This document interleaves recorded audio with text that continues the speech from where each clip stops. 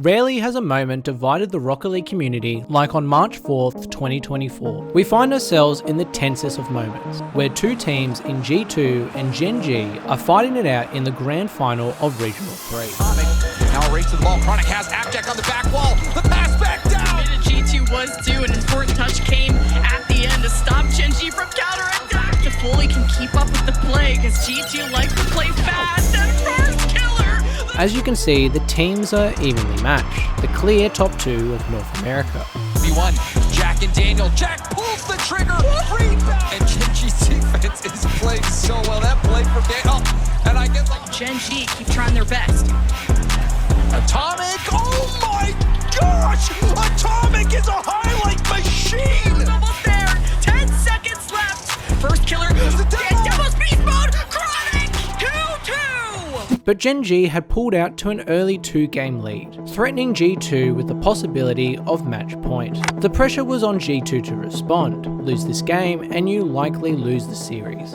As the clock hits 0 and overtime begins, this was the thought that was racing through the mind of Daniel, a player known particularly for his mechanical ability. And it's in the tensest of moments that he would showcase exactly this. 2 after that demo off a kickoff, and Beast Mode dancing against first killer off the ceiling. Atomic and Chronic collide. But now Jack gets it out, and Daniel flipping the play on its head, dribbling above first killer. Chronic in the net, so was Jack. The flop! Daniel! Chronic in the net, so was Jack. First killer. Chronic in the net, so was Jack. The flop!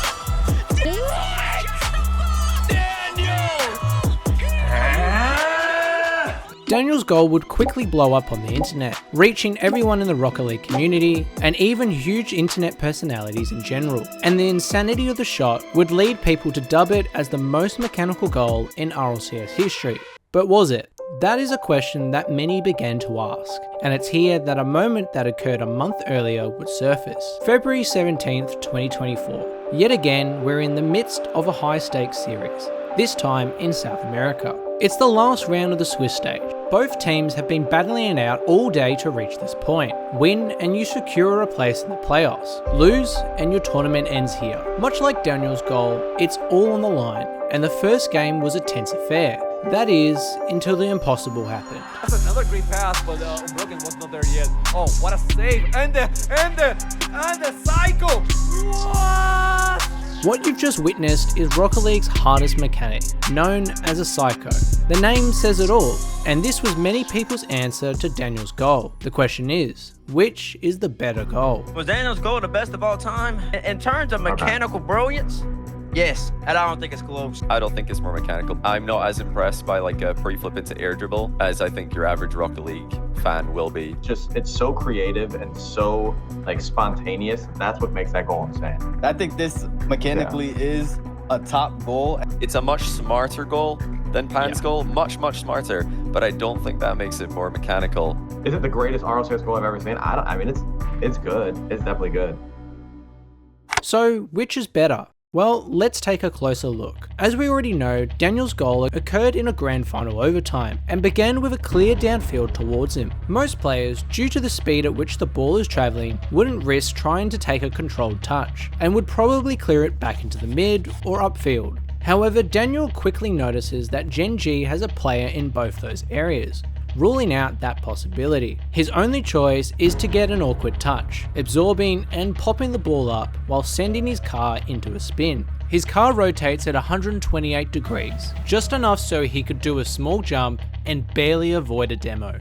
His small jump, as well as the bump from Jack, sends his car up into the air while he's backwards, making his chances of reaching the ball again while in the air almost impossible. At least, that's what First Killer thought as he pushed up towards Daniel, thinking the play was over and he was free to challenge. But Daniel wasn't done yet, because he knew if he could time his flip just right within the narrow time frame he had, he'd be able to catch the ball midair, which is exactly what would happen. First Killer was caught completely off guard, and Daniel would be able to get a touch right over him, before continuing to get a second, third and fourth, sparingly using his boost to get the best touch possible every time. All of a sudden, a dead play was well and truly alive. Daniel only had one defender left to beat, a full boost Chronic waiting patiently in net, knowing he was now the last man back for Gen G. Chronic had watched everything that had happened up until this point, and thought that surely Daniel had to be on low if no boost by now. Little did he know that Daniel actually had 16 boosts still, and that he was in serious danger.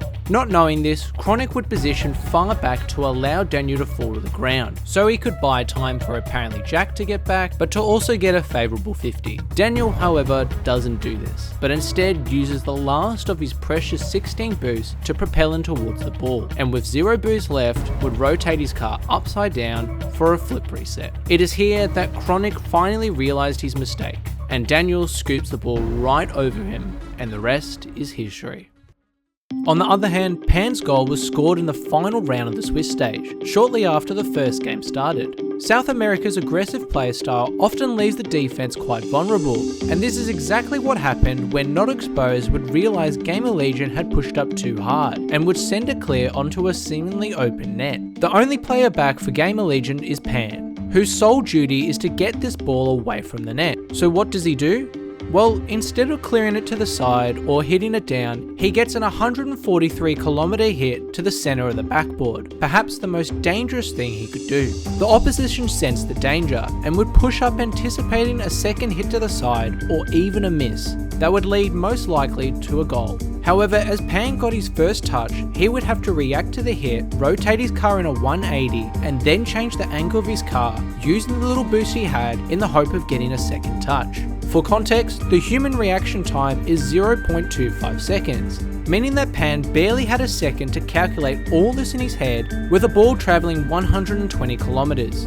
Knowing if this went wrong, his team would pay the price. But to the shock of everyone, his calculations would pay off, with the ball skimming off his car at 120 kilometers an hour, at an almost dead straight angle that would send it directly towards the net and in.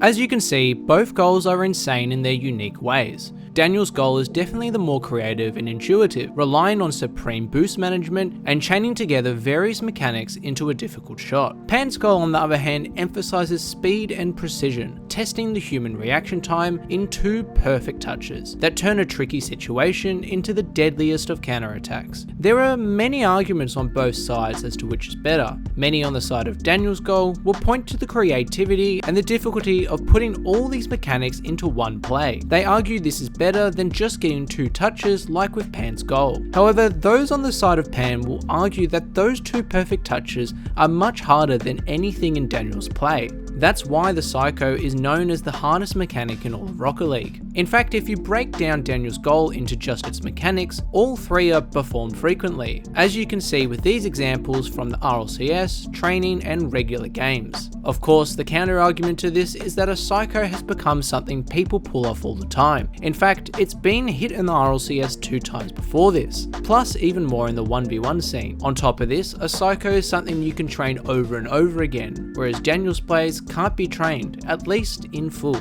Interestingly, both goals have been criticised due to the defense of the opposition, the lack of a challenge from Chronic, and how far Not Exposed was pushed up. In fact, many argue that without this bump in Pan's play, the shot would have been saved. But the reality is, the ball was travelling too fast for it to possibly be stopped.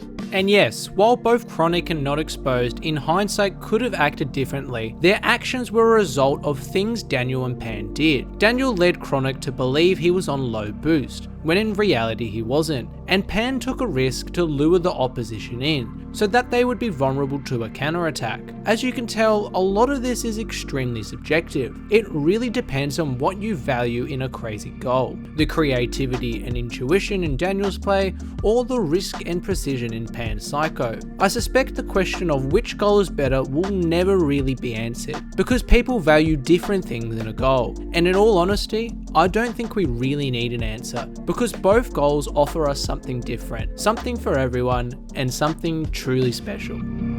I don't think you can confidently say necessarily like a Pan goal. I don't think you can confidently get everyone to agree that that's better, because people value different parts of the game. and I think both are completely fine to be in discussion.